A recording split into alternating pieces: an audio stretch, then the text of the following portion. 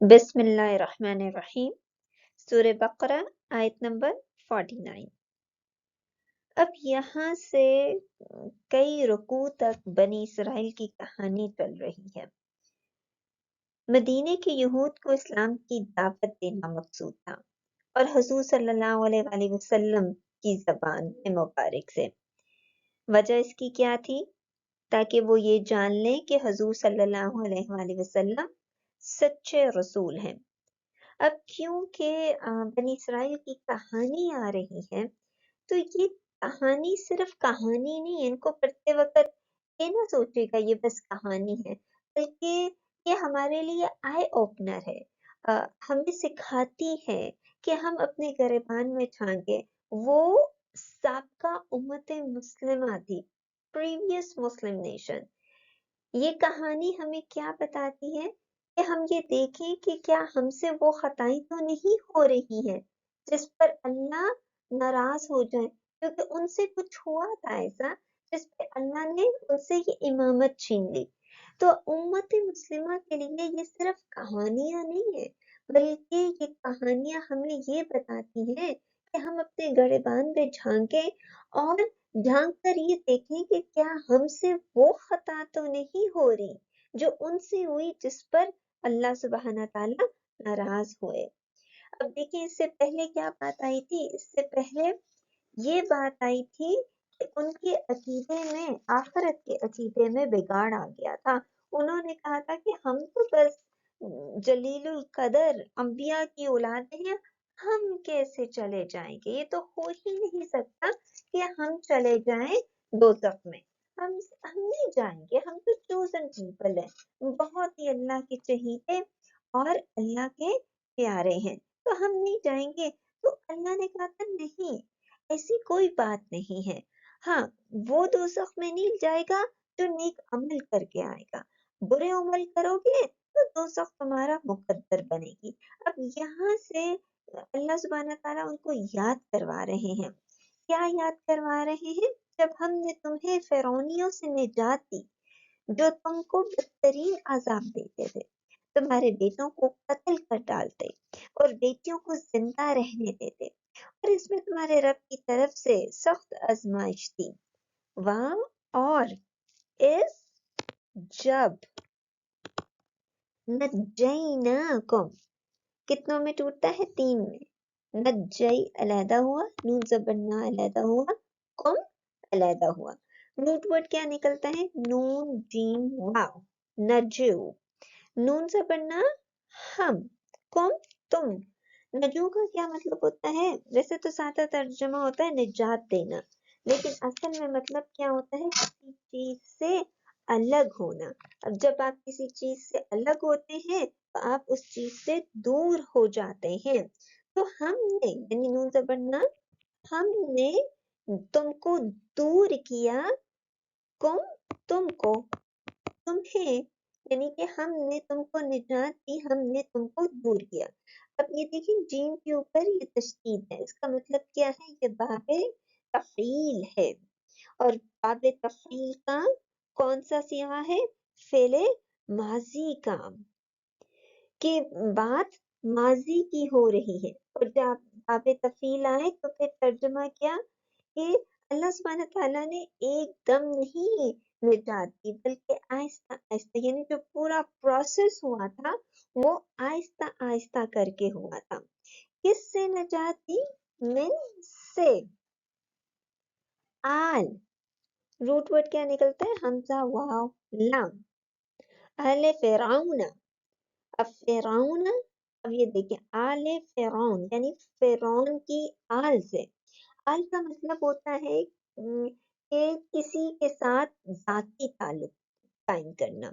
اب جب آل کہتے ہیں تو اس کا مطلب کیا ہے؟ کہ وہ بہت سارا آدمی ہے جو فرعون کے ساتھ ان کا ایک ذاتی تعلق ہے، یعنی کہ، اور وہ تعلق کیا ہے کہ وہ فرعون کی شریعت پر ہے۔ اب ہوا کیا تھا؟ ہوا یہ تھا کہ فرعون ان کو جو تھا نا، فرعون نے ان کو سلیو بنا کے رکھا ہوا تھا۔ فرعون کون تھا؟ فرعون کہتے ہیں کہ یہ مصر کے جتنے بادشاہ گزرے ہیں ان کا لقب جو ہے وہ فرعون، اور فرعون بیسیکلی اس کا معنی جو ہوتا ہے وہ ہوتا ہے سرکش، کہ ایسا بندہ جو کہ سرکش ہے۔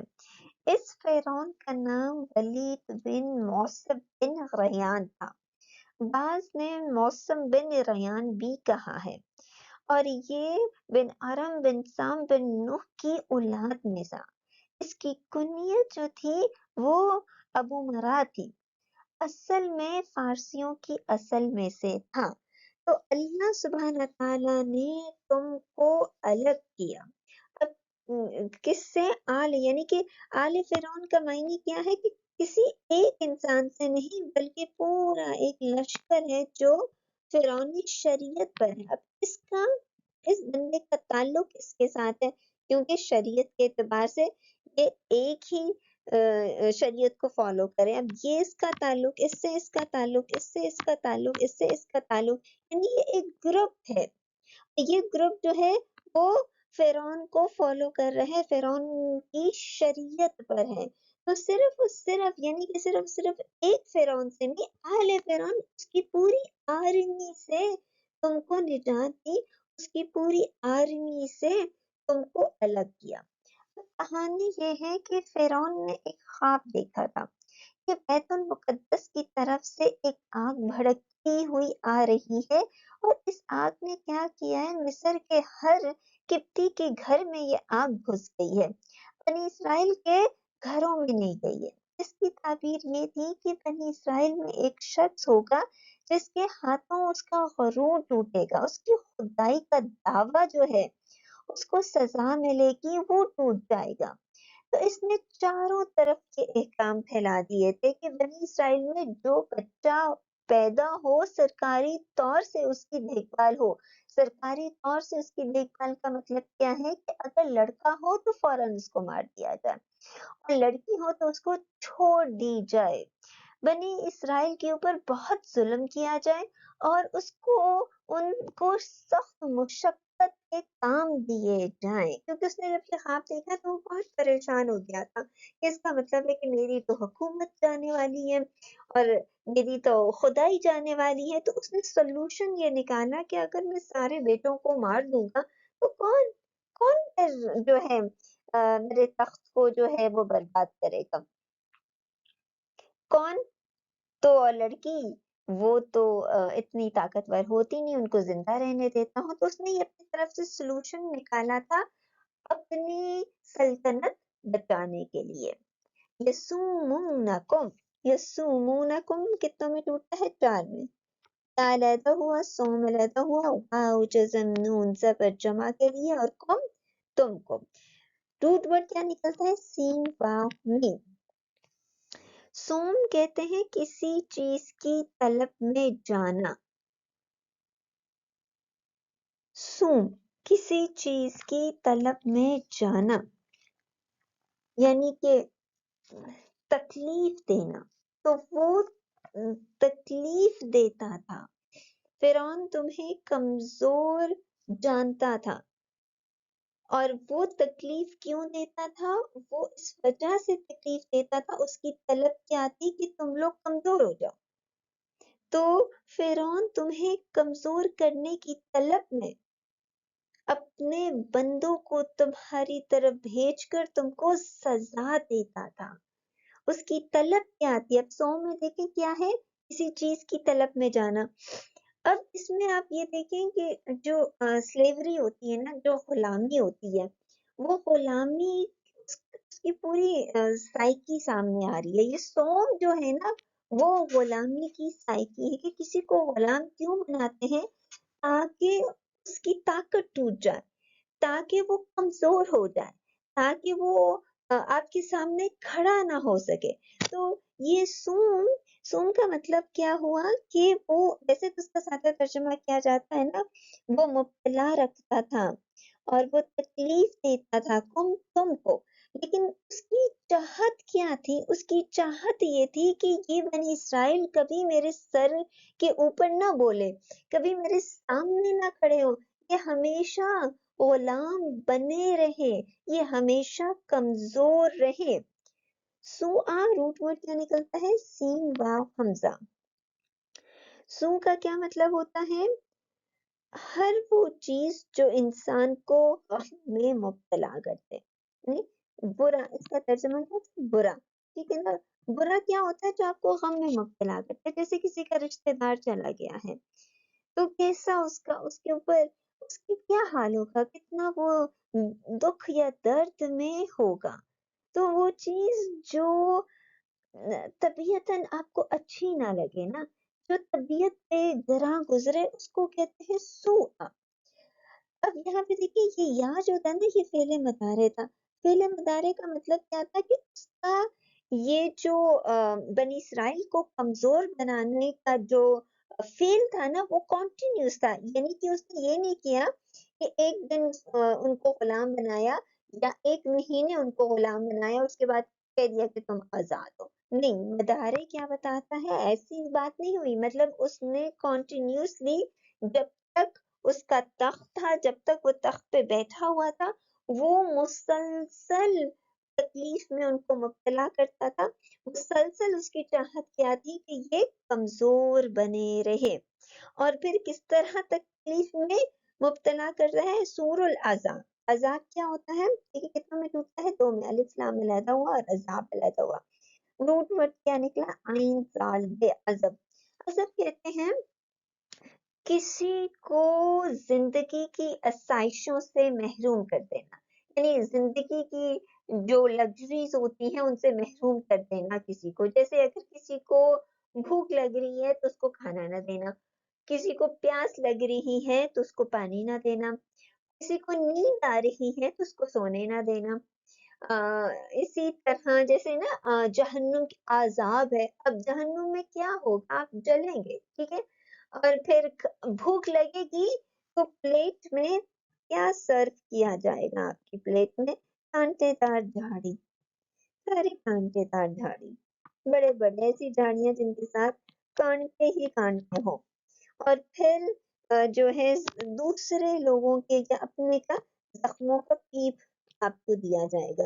अब जब इतना बड़ा कांटा आपके गले में जाएगा तो फंस जाएगा, तो ये जब फंस जाएगा तो आपकी भूख तो नहीं मिटेगी। और फिर पीने के लिए क्या आएगा, खौलता हुआ पानी, के जो ना बबल्स, इतना खौलता हुआ पानी, बॉइलिंग वाटर, कि जब उसको अपने मुंह के साथ लगाएंगे वैसे ही जल रहे होंगे तो जल जाएंगे, नींद आएगी तो सोने नहीं दिया जाएगा। तो ये जो अजाब होता है ना, ये बुरा है, यानी ये अजाब जो है ना, ये तबीयत पर गरा गुजरता है, इससे तबीयत खुश नहीं हो रही है। अब यहाँ पे किस अजाब को बुरा कहा जा रहा है, युज़ब्बिहूना। जब भी होना देखिए कितनों में टूटता है, तीन में। ये पे शू अलहदा हुआ, जबह अलहदा हुआ, वाव जज़म नून जबर अलहदा हुआ। रूट वर्ड क्या निकलता है, जाल बे हे। जबह, जबह किसको कहते हैं कि वो जो हलक से आपने देखा होगा ना, जब स्लॉटर करते हैं किसी जानवर को तो उसके हलक को यानी उसकी गर्दन को काटते हैं, उसको ज़बह करते हैं। तो फिरौन कर क्या रहा था, फिरौन, अच्छा ये अब ना कुम, रूट वर्ड क्या है, बेन नून वाव और कुम अलहदा हुआ, यानी कि बनो बेटे, ये लफ्ज पहले भी आ चुका है कि तुम्हारे बेटों को जो था वो ज़बह कर रहा था, यानी कि ये तो अब ये है ना, ये गर्दन है, मिसाल के तौर पर ये इंसान है, ये गर्दन है, तो छुरी वो यहाँ पे गर्दन पे चला रहा था ताकि वो यहाँ से खत्म हो जाए। फिरौन जानवर समझकर कसरत के साथ यके बाद दीगरे लड़कों को काटे जा रहा था, उनकी गर्दनें काटे जा रहा था, उनकी गर्दन काटे जा रहा था। अब ये देखिए डे के ऊपर जो ये तशदीद है, इससे क्या पता चलता है, बाप तफरील, यू से क्या पता चलता है, फेले मुतारे, कि ये बाबे तफील का फेले मुतारे है। तो जब बाबे तफील आई तो इसका मतलब क्या हुआ, आहिस्ता आहिस्ता करके कत्ल करना, आहिस्ता आहिस्ता करके कत्ल करने की फिर दो मायने आ जाते हैं, यानी कि एक एक लड़के को कत्ल किया, फिर दूसरे को किया, फिर तीसरे को किया, यानी اس طرح کر کے نا اس نے بس قتل نہیں کرتا، پہلے ہم بتا رہے ہیں نا کنٹینیوس ہے، یعنی کہ ایک دفعہ ایک کو قتل کیا تو یہ نہیں کہ میں بیٹھ جاؤں، بلکہ کنٹینیوسلی وہ قتل کرتا چلا گیا، ذبح کرتا چلا گیا بیٹوں کو۔ اور دوسرا یہ کیونکہ اب دیکھیں نا مشینیں جب آئی ہیں، اتنی بڑی جو مشینز آئی ہیں، اب جانوروں کو کیا بس تھک کر کے کاٹ دیتے ہیں۔ اس زمانے میں ایسی مشینیں تو نہیں تھی، اس زمانے میں غالباً چھری کا استعمال ہوتا تھا، تو چھری جو تھی وہ ایسی نہیں ہوتی تھی کہ بس مشین کے اندر گئی اور کٹ کر گئی، بلکہ چھری کیسی ہوتی تھی، آہستہ آہستہ آہستہ اس کی گردن کاٹی، آہستہ، وہ زیادہ تکلیف دہ بات ہے۔ بھئی ذبح کر رہے ہیں نا، ایک تو یہ ہے نا کہ مشین کے ساتھ بس گردن کاٹ لی ایک دم جھٹکے سے، بس ختم۔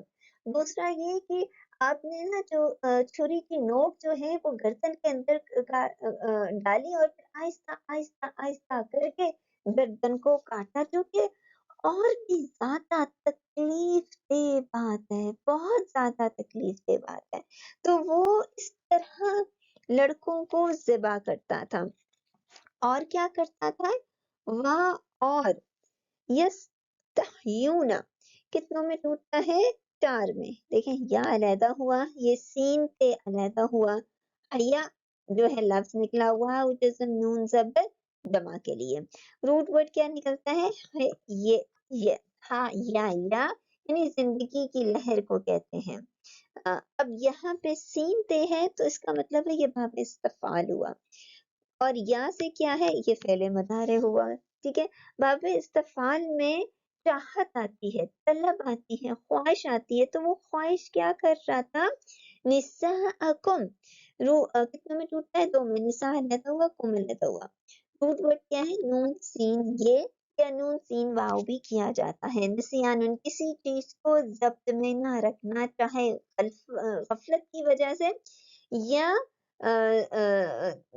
ذہن کی کمزوری کی وجہ سے، کسی چیز کی یاد بھلا دینی، اس کو حقیر سمجھ کر، تو نساء یعنی کہ بیسیکلی عورتوں کو کہتے ہیں، اور عورتوں کو نساء اس وجہ سے کہتے ہیں کہ ان کے اندر بھلان کا مادہ زیادہ ہوتا ہے، یعنی کہ، اور اس زمانے میں عورتوں کو حقیر سمجھا جاتا تھا، خیر آج کل تو نہیں سمجھا جاتا لیکن اس زمانے میں، تو وہ کہتا تھا، فرعون کی فلسفی آ رہی ہے کہ یہ جو عورتیں ہیں تو لڑکیاں ہیں تو حقیر سی ہیں، یہ انہوں نے کیا آواز اٹھانی ہے، انہوں نے کیا میرے خلاف محاذ کھڑا کرنا ہے، ہاں یہ لڑکے اگر بڑے ہو گئے تو یہ میرے خلاف بول سکتے تھے۔ اس زمانے کی سائیکی یہ تھی نا کہ عورتیں جو ہیں اتنی مضبوط نہیں ہوتی ہیں، عورتیں اتنی پاورفل نہیں ہوتی ہیں، عورتوں کی ایسی امپاورمنٹ نہیں تھی جیسے آج کل کے زمانے میں ہے، عورتیں جو تھیں وہ حقیر، حقیر کا مطلب ہے کہ کمزور سمجھی جاتی، تو اس نے کہا تھا ہاں یہ جو عورتیں ہوتی ہیں نا ان کو تم، اس کی چاہت کیا تھی، حیا، کہ ان کو تم جو ہے نا وہ زندہ رہنے دو، کیونکہ یہ ایک حقیر چیز ہے، یہ ایک آلریڈی کمزور ہے، یہ کبھی میرے خلاف جو ہے وہ محاذ نہیں کھڑا کریں گی، اور لڑکوں کو یعنی کہ بیٹوں کو ذبح کر دو۔ اب یہ جو ہے نا بیٹوں کو ذبح کرنا اور لڑکیوں کو زندہ رہنے دینا، یہ ایک برا عذاب تھا، یہ ایک ایسے عذاب بائی اٹ سیلف برا ہے، ٹھیک ہے نا، کسی کو یعنی کسی کو نیند آ رہی ہے آپ سونے نہ دیں، بھوک لگی ہے کھانے کو نہ دیں، پیاس لگی ہے پینے کو نہ دے، تو یہ بائی سیلف برا ہے، لیکن اس کے اوپر سو، اب یہ دیکھیں حمزہ کے اوپر یہ جو جب زبر آئی، دو مفعول وہی بنا، یعنی کہ سو جو ہے وہ عذاب کے برے پن کو اجاگر کر رہا ہے، کہ عذاب بائی اٹ سیلف، عذاب کبھی خوشگوار تو ہوتا نہیں ہے، عذاب کوئی لگژری تو ہوتا نہیں، ہمیشہ ہی برا ہوتا ہے، لیکن مزید اس کو برا کہا کیونکہ اس نے اس کو برا بنا دیا۔ اب کسی کا بیٹا اس کی آنکھوں کے سامنے، اب ایک تو یہ ہے نا کہ طبی موت مر گیا تو انسان کہتا ہے کہ اللہ کا جو فیصلہ بس کیا کرے، ایک یہ ہے کہ اس کے سامنے اس کو ذبح کر رہا ہے، تو وہ جو ہے نا یہ سو ہے، یعنی عذاب تو ہے ہی ہے، برا تو ہے ہی ہے، لیکن اس نے ذبح کرنے کو ترجیح دی۔ اب ذبح جو کرنا جو ہے نا، یہ حمزہ کے اوپر جو یہ زبر ہے نا، یعنی کہ وہ عذاب کو اور برا بنانے کے چکر میں تھا، اور برا وہ یہ تو کر سکتا تھا نا، سارے لڑکوں کو اکٹھا کر لیتا اور ان کو اپنی آرمی میں جگہ دے دیتا اور ان کی ویسی تربیت کرتا، نہ اترتا، مطلب ان کو اپنی کسٹڈی میں لے لیتا نا، اور کہتے یہ میری آرمی ہے، ان کو نہ مارتا، ان کو نہ ذبح کرتا. تو یہ بھی ان کے لیے ایک عذاب کی بات ہے. آپ کا بیٹا آپ سے دور ہے، آپ اس کو دیکھ نہیں سکتے ہیں، تو یہ بھی ایک عذاب ہی کی ایک فارم ہے.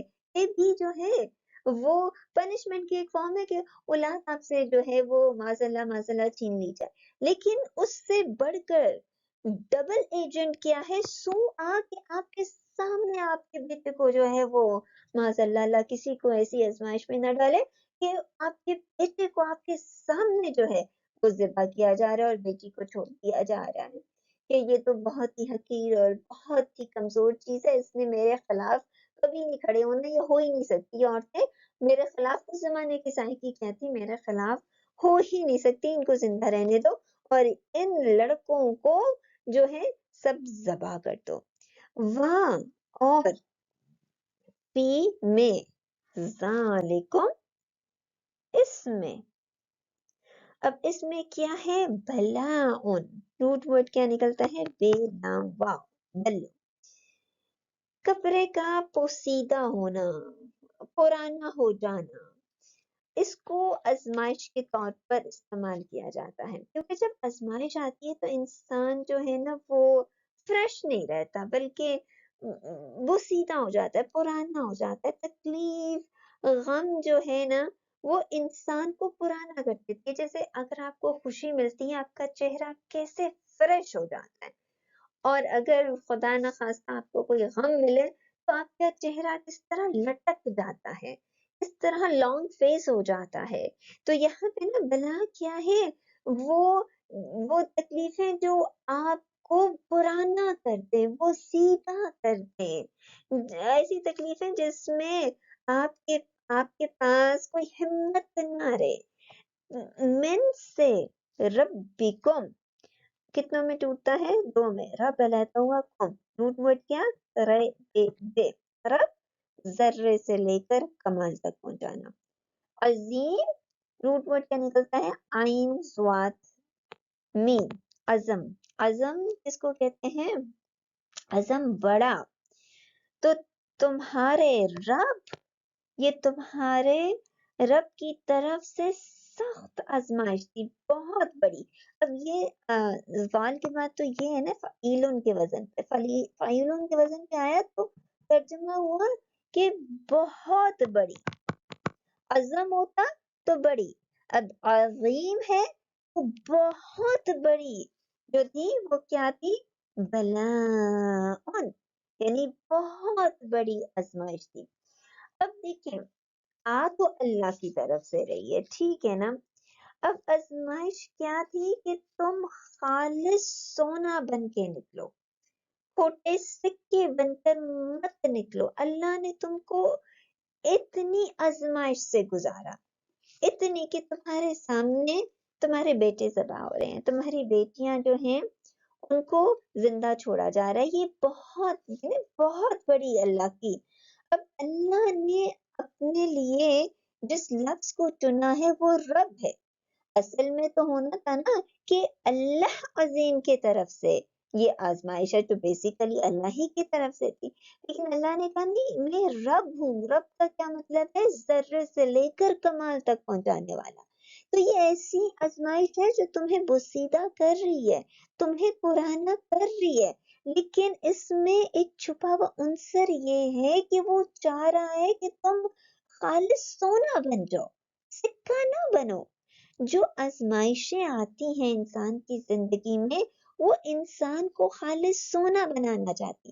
جب آپ نے اگر فارمیشن دیکھی ہو سونے بننے کی، تو وہ سونا کس طرح بنتا ہے کہ آپ جو ہے نا یہ بڑا سا فائر، اس کو کیوں سمجھے نا، یہ بہت بڑا سے یہ فائر سا ہوتا ہے، پھر آپ جو ہے اس کے اندر ڈالتے ہیں اور پھر وہ آہستہ آہستہ آہستہ کر کے سونا بنتا ہے. اسی طرح ہمارے ایمان کا اسی طرح ہمارا ایمان کام کرتا ہے کہ ایمان بھی ایک رات میں جو ہے وہ کامل نہیں ہو جاتا، بلکہ ایمان کا کیا ہے کہ آہستہ، اب دیکھیں نا ہمارے دل میں ایمان کا بیج ہے، اب یہ ایمان کا بیج بھی آہستہ آہستہ کر کے پروان چڑھے گا، آہستہ آہستہ کر کے پروان چڑھے گا۔ جب ایمان کا بیج پروان چڑھے گا، پورا کامل ہو جائے گا، تو اس کا مطلب ہے کہ آپ خالص سونا بن گئے ہو۔ لیکن اگر آزمائشوں میں آپ اس ایمان کے بیج کو کامل نہ کر سکے، تو اس کا مطلب ہے کہ آپ اس آزمائش میں فیل ہو گئے ہو، اور آپ جو ہے وہ کھوٹا سکہ بن گئے ہو۔ اب اللہ نے تم کو اتنے بڑے آزمائش سے گزارا کہ فرعون تم کو کمزور سمجھتا تھا، فرعون نے تم پر ظلم و ستم کے بادل گرائے ہوئے تھے، تمہارے بیٹوں کو ذبح کر رہا تھا، تمہاری بیٹیوں کو زندہ رہنے جا رہا تھا، اور تم پر کہہ رہا تھا کہ ان کے اوپر بس اتنا کام ڈالو کہ سر نہ اٹھا سکے، تھک چور کے ہار جائیں کوئی۔ ہم تو یہ نا 7 days ہیں، 5 دن کام کرتے ہیں، 2 دن ریسٹ کرتے ہیں، تو وہ 7 دن جو تھے وہ بس کام ہی کام کیے جا رہے تھے۔ تو اتنی بڑی آزمائش سے اللہ نے نجو تم کو علیحدہ کر دیا۔ اب کیوں تم کو اتنی بڑی آزمائش سے گزارنا پڑا؟ تاکہ تم جو ہے یہ تم اپنے ایمان کا بیج، کیونکہ آگے جا کے ان کو شریعت ملنی تھی، آگے جا کے یہ امت مسلمہ کہلانے والے تھے، آگے جا کے انہوں نے اللہ سبحانہ تعالیٰ کی شریعت کو نافذ کرنا تھا۔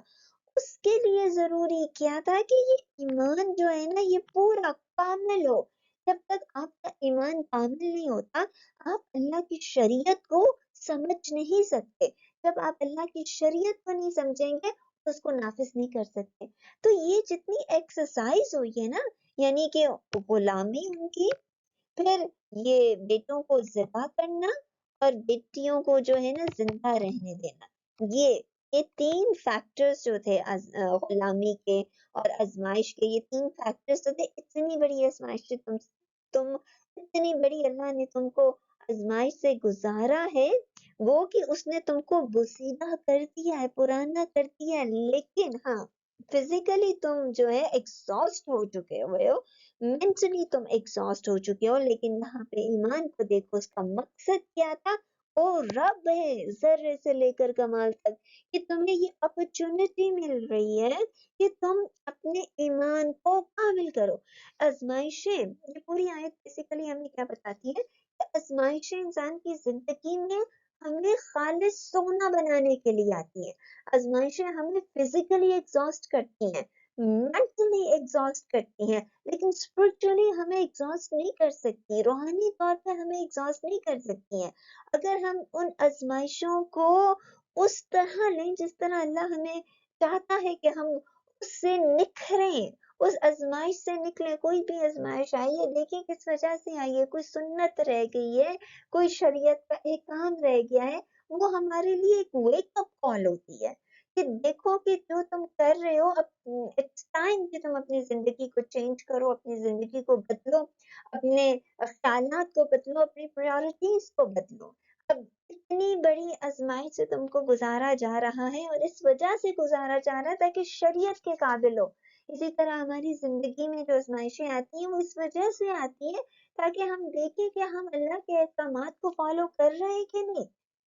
اگر نہیں کر رہے تو وہ ہمارے لیے ویک اپ کال ہوتی ہے، اٹھو دیکھو سوچو اور اللہ کی طرف لگو، کیونکہ تم امت مسلمہ ہو۔ امت مسلمہ کیا ہے؟ اس نے خود بھی اللہ کے آگے جھکنا ہے، اور بہت سو کو بھی اللہ کے آگے جھکانا ہے، اور اس کے لیے ایمان کا کامل ہونا ضروری ہے، اس کے لیے تمہیں خالص سونا بننا ضروری ہے۔ لیکن آزمائشوں میں جو ایمان کو کامل نہیں کر سکتا نا، وہ پھر سکہ کھوٹا ہو جاتا ہے، قدم آگے بڑھانے کی بجائے وہ قدم پیچھے بڑھا دیتا ہے۔ تو یہ کہانی کا یہاں تک کا حصہ ہمیں کیا بتا رہا ہے کہ آزمائشیں انسان کو ایگزاسٹ کر دیتی ہیں، جیسے ان کو کی، لیکن اس کے پیچھے ایک مقصد ہوتا ہے۔ پھر اس مقصد تک آپ پہنچ جائیں تو اللہ سبحانہ تعالیٰ آپ کے اوپر مہربان ہو جاتے ہیں، کس طرح آنے والی آزمائشیں کم ہو جاتی ہیں، آخرت آپ کی بہتر ہو جائے گی، آپ کی قبر بہتر ہو جائے گی۔ اور اس کے پیچھے حکمت کیا ہے آزمائش کے پیچھے؟ کہ اپنے ایمان کو کامل کرو، اپنا تعلق اس عظیم ہستی کے ساتھ رکھو اور اپنے مقصد کو، جس مقصد کے لیے تم اس دنیا میں آئے ہو، اس کو نہ بھولو. اور وہ کیا ہے کہ تم امت وسط ہو، امت مسلمہ ہو، خود بھی جھکو اور دوسروں کو بھی جھکاؤ.